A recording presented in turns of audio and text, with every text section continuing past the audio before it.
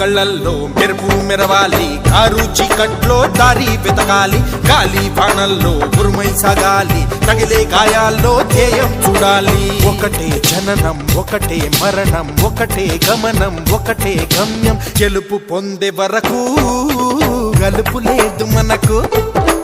బ్రతుకు అంటే గెలుపు, గెలుపు కొరకే బ్రతుకు.